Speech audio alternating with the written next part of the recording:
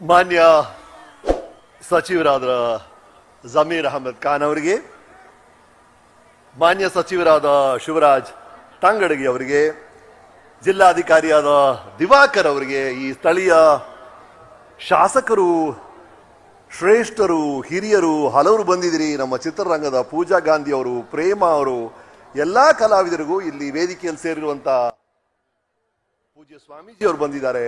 To the police department officials, to everybody here, and ನಿಮ್ಮೆಲ್ರಿಗೂ, ಪ್ರತಿಯೊಬ್ಬರಿಗೂ, ಒಬ್ಬೊಬ್ಬರಿಗೂ ಈ ನಿಮ್ಮ ರಮೇಶಿನ ಪ್ರೀತಿಯ ಸಿಹಿ ನಮಸ್ಕಾರಗಳು. ಏನ್ ಚಂದ ಇದೆ ಗೊತ್ತೇನ್ರಿ ಇಲ್ಲಿಂದ ನೋಡಕ್ಕೆ, ಏನ್ ಅದ್ಭುತವಾಗಿದೆ ಗೊತ್ತೇನು. ಜನಸಾಗರ ಅಂದ್ರೆ ಇದು.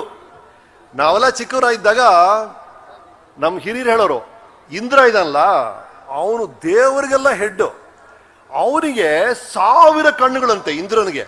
ಎಲ್ಲ ಕಡೆ ನೋಡ್ಕೋಬೇಕಲ್ಲ, ಪ್ರಪಂಚದ ಎಲ್ಲ ಕಡೆ ನೋಡ್ಕೋಬೇಕಲ್ಲ, 1000 ಕಣ್ಣುಗಳು ಅಂತ.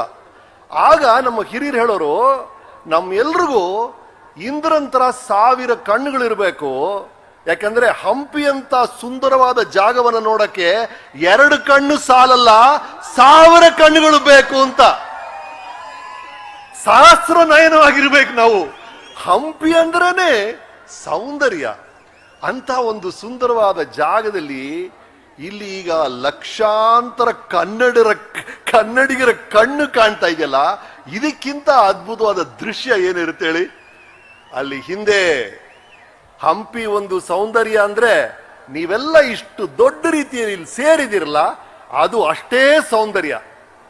ಆ ಸೌಂದರ್ಯನ ಈ ಸೌಂದರ್ಯ ಕೈ ಕುಲುಕ್ದಾಗಿದೆ. ಎಂತ ಅದ್ಭುತವಾದಂತ ಸಮಾರಂಭ ಇದು ಜಮೀರ್ ಸರ್, ಎಂತ ಅದ್ಭುತವಾದ ಸಮಾರಂಭ. ಅಲ್ಲಿ ಬೆಂಗಳೂರಲ್ಲಿ ನ್ಯಾಷನಲ್ ಕಾಲೇಜಿಂದ ಲಾಲ್ಬಾಗ್ ಒಂದು ಫ್ಲೈಓವರು, ಲಾಲ್ಬಾಗಿಂದ ಕಬ್ಬನ್ ಪಾರ್ಕ್ ಕಡೆ ಇನ್ನೊಂದು ಫ್ಲೈಓವರು.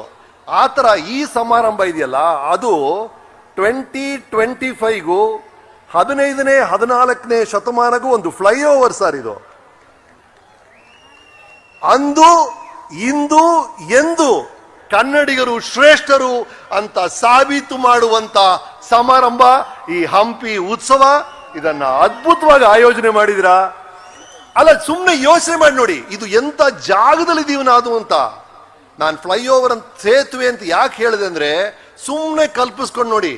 ಇಲ್ಲ ಹುಡುಗ ಇದೆ ನೋಡಿ, 10 ವರ್ಷ ಇರ್ಬೋದು, ಅವನ ಮೊಬೈಲಲ್ಲಿ ನನ್ನ ರೆಕಾರ್ಡ್ ಮಾಡ್ತಾನೆ. ಅದೇ ಜಾಗದಲ್ಲಿ ಅದೇ ವಯಸ್ಸಿನ ಒಬ್ಬ ಹುಡುಗ ಒಂದು ಕಾಲದಲ್ಲಿ ಇದೇ ಜಾಗದಲ್ಲಿ ಕತ್ತಿ ವರಿಸೆ ಕಲಿತಾ ಇದ್ದ. ಯಾರು?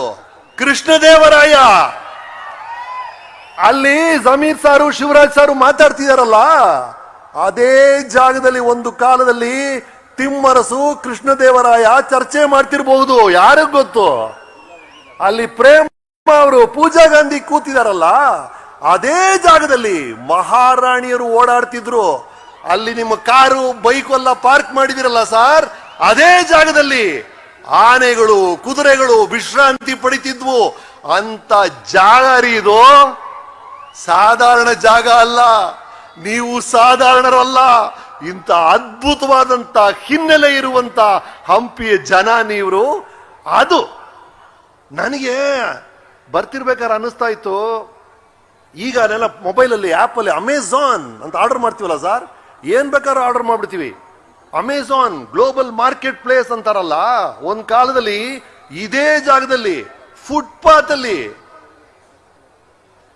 ಚಿನ್ನ, ವಜ್ರ, ವೈಡೂರ್ಯ ಮಾರ್ತಿದ್ರಂತೆ.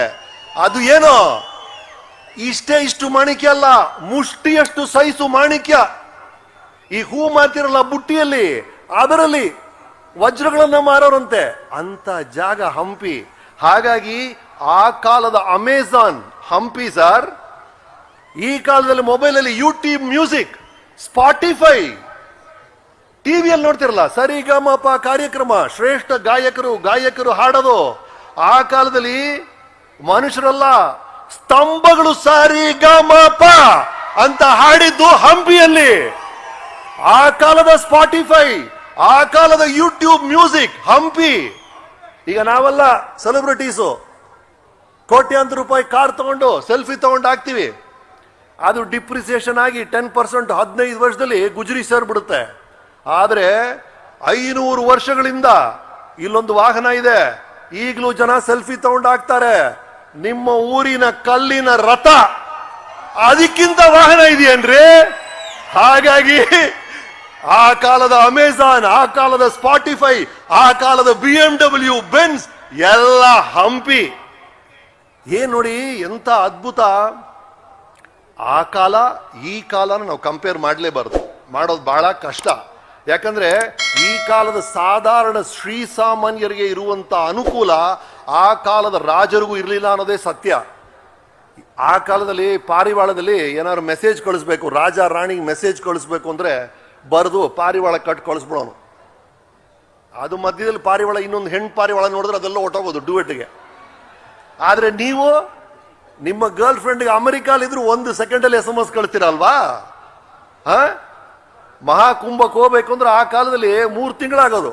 ಈಗ 1 ದಿನದಲ್ಲಿ ಹೋಗ್ಬಿಟ್ಟು ಅಲ್ಲಿ ಕಾಶಿ, ಪ್ರಯಾಗ್ರಾಜ್, ಅಯೋಧ್ಯ ಎಲ್ಲ ನೋಡಿ ಬಂದ್ಬಿಡ್ತೀರಾ ನೀವು. ಹಾಗಾಗಿ ಈ ಕಾಲದ ಶ್ರೀಸಾಮಾನ್ಯರಿಗೆ ಇರುವಂತ ಅನುಕೂಲಗಳು ಆ ಕಾಲದ ರಾಜರಿಗೂ ಇರಲಿಲ್ಲ. ಹಾಗಾಗಿ ಏನೇ ಸಾಧನೆ ಇದ್ರೂ ಆ ಸಾಧನೆಯನ್ನ ಆ ಕಾಲಘಟ್ಟದ ಫ್ರೇಮಲ್ಲೇ ನಾವು ಯೋಚನೆ ಮಾಡಬೇಕು. ಆ ಥರ ಯೋಚನೆ ಮಾಡಿದ್ರೆ ಎಂತ ಅದ್ಭುತವಾದ ಸಾಹಸ ರೀ, ಎಂತ ಇತಿಹಾಸ ರೀ ಅದು. ವಿಜಯನಗರ ನಮ್ಮ ಭಾರತದ ಇತಿಹಾಸದಲ್ಲಿ ಸುವರ್ಣ ಅಕ್ಷರಗಳಲ್ಲಿ ಬರಿಬೇಕಾಗಿರುವ ಒಂದು ಇತಿಹಾಸ ಅಂದ್ರೆ ಅದು ನಿಮ್ಮೂರಿನ ವಿಜಯನಗರ ಸಾಮ್ರಾಜ್ಯದ ಇತಿಹಾಸ. ಹಾಗಾಗಿ ಈ ಸಮಾರಂಭ ಅನ್ನೋದು ಬರೀ ಒಂದು ಉತ್ಸವ ಅಲ್ಲ, ಅದು ಕನ್ನಡಿ, ನಮ್ಮ ಸಂಸ್ಕೃತಿಯ ಕನ್ನಡಿ. ಅದು ಸಂದೇಶ. ಏನ್ ಸಂದೇಶ? ವಿಜಯನಗರದಲ್ಲಿ ಎಲ್ಲ ಜೊತೆಗಿದ್ದಾಗ ಅಮೋಘವಾಗಿತ್ತು. ಯಾವಾಗ ಒಬ್ರಿಗೊಬ್ರು ಜಗಳ ಶುರುವಾಯ್ತೋ, ಯಾವಾಗ ಒಗ್ಗಟ್ಟನ್ನ ಕಳ್ಕೊಂಡ್ರೋ, ಯಾವಾಗ ದ್ರೋಹಿಗಳು ಒಳಗ್ ಬಂದ್ರೋ ಸಾಮ್ರಾಜ್ಯನೇ ಬಿದ್ದೋಯ್ತು. ಹಾಗಾಗಿ ಅದು ಒಂದು ಸಂದೇಶ. ಜೊತೆಗಿದ್ರೆ ಏಕತೆ ಏಳು, ಅನೈಕ್ಯತೆ ಬೀಳು. ಅದೆಲ್ಲದಕ್ಕಿಂತ ಈ ಹಂಪಿ ಒಂದು ಪಾಠ. ಯಾವ ರೀತಿಯಲ್ಲಿ ಪಾಠ? ಅಲ್ಲಿ ನೋಡ್ತಿರಲ್ಲ, ಆ ಕಲ್ಲಿನ ರಥ ಇರ್ಬೋದು, ಆ ಬೇರೆ ಬೇರೆ ಇಲ್ಲಿ ನೋಡುವಂತ ಶಿಲೆಗಳು ಎಲ್ಲವೂ ಏನು ಆಕಾಶದಿಂದ ಬಿತ್ತೇನೋ, ಎಲ್ಲವೂ ಒಬ್ಬ ಶಿಲ್ಪಿ ಗಮನದಿಂದ ಕೆತ್ತಿರೋದು. ಹಾಗಾಗಿ ಅದು ಶಿಲೆಯಾಗಲಿ ನಿಮ್ಮ ಜೀವನವಾಗಲಿ ಗಮನದಿಂದ ಕೆತ್ತಬೇಕು, ಗಮನದಿಂದ ಕೆತ್ತಬೇಕು. ಸುಮ್ಮನೆ ಯೋಚನೆ ಮಾಡಿ ನೋಡಿ, ಆ ಕಲ್ಲಿನ ರಥ ಹೇಗಾಯ್ತು, ಎಷ್ಟು ಸಾವಿರ ಏಟುಗಳನ್ನ ತಿಂದು ಅದು ಕಲ್ಲಿನ ರಥ ಆಗಿದೆ. ಹಾಗಾಗಿ ಏಟು, ಅವಮಾನ, ಕಾಲೆಳೆಯೋರು ಎಲ್ಲ ನಡೀತಾ ಇರುತ್ತೆ.